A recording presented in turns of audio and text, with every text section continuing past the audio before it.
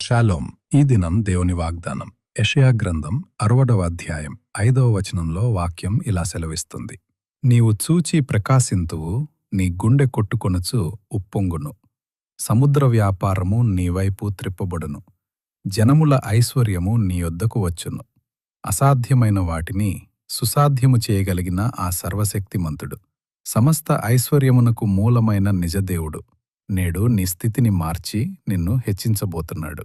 శూన్యములో నుండి సమస్తమును కలుగజేసిన దేవుడు నేడు నీ తలరాతను మార్చబోతున్నాడు. ఎండిన అరణ్యములో నదులను పారజేయువాడు, నీవు ఊహించని మార్గముల గుండా గొప్ప సమృద్ధిని నీ యొద్దకు రప్పించబోతున్నాడు. దేవుడు చేయబోయే ఆ అద్భుత కార్యములను చూచి నీవు ప్రకాశిస్తావు.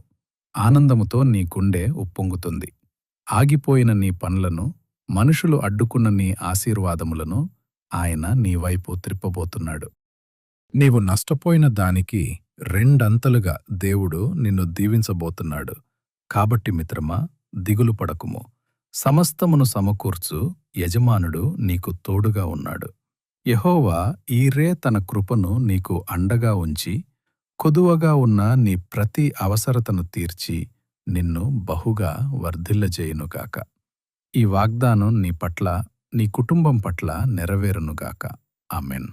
ఈ సందేశం మీ హృదయాన్ని బలపరిస్తే లైక్ చేయండి, షేర్ చేయండి, ఆమెన్ అని కామెంట్ చేయండి.